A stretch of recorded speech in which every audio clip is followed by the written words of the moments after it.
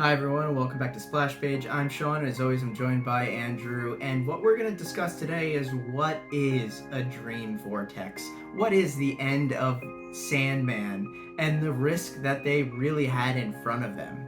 Andrew, tell us. Oh my god, that's a lot in one sentence. Break that down into smaller questions. Go ahead. Well, a vortex, even before you put the word dream in front of it, is similar to a whirlpool. Spinning around, breaking it down, bringing it together. And Dream actually says it to Rose quite a bit, that essentially what's happening is she is able to go from dream to dream, but more importantly, she's breaking down the walls between them and bringing them all to her. She's kind of like a dream magnet, bringing everyone's dreams into the same kind of realm so that everyone's having their same dreams in the same place at the same time. Right. And originally, Dream is okay with this happening because he wants to bring the Corinthian closer to him, a way to track it, bring it in closer. But what ends up happening is you're compounding all of these dreams into one spot. So that's when we start to see all of Rose's roommates. She's originally going from dream to dream, seeing all of them. And then later on, you see them all in the same dream space.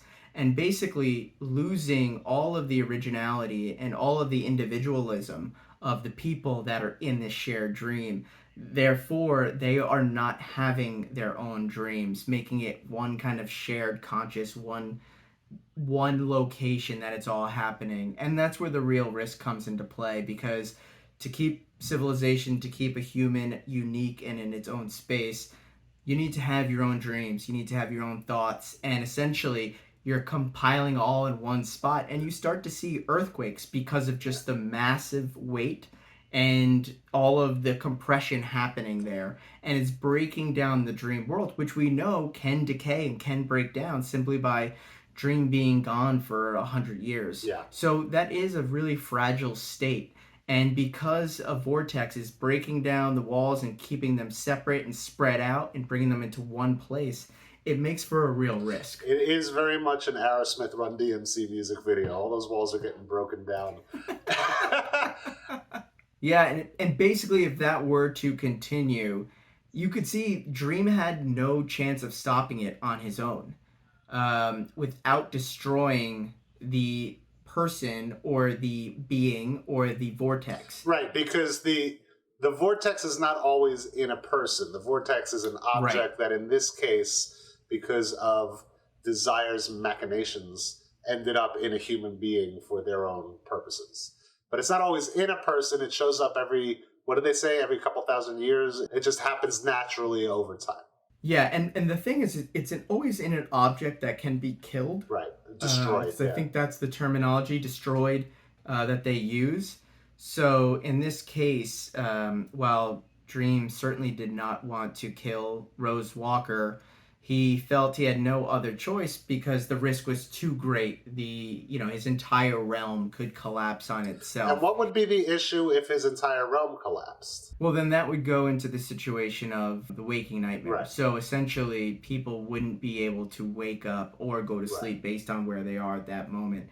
And it would kind of just freeze time for that. So you're really talking about, nearly the end of civilization as we know it, because they don't have the ability to escape to the dream world, which is imperative. Yeah, you never think about how important dreams are. So the risks were rather large, and that's why a dream vortex would be the end. Luckily, Unity Kincaid was able to take it away from Rose Walker, and therefore Dream could kill poor Unity Kincaid, who I feel like was probably awake for like 10 years of her 90-year life. But, she sacrificed herself so that the world could survive, as well as young Rose Walker. So all's well that ends well. Until season 2, because if I remember correctly, Desire had quite a few plans. Lucifer was not done by any means. And there's enough out there that Dream should be worried. And I don't remember the rest of the comic book just being, and then Dream had a pretty easy time and nothing much happened. So Yeah. there are more stories Agreed. to tell here in the land of dreams. Well, that's it from me. I'm Sean. That's Andrew. Take it easy, you two. Later.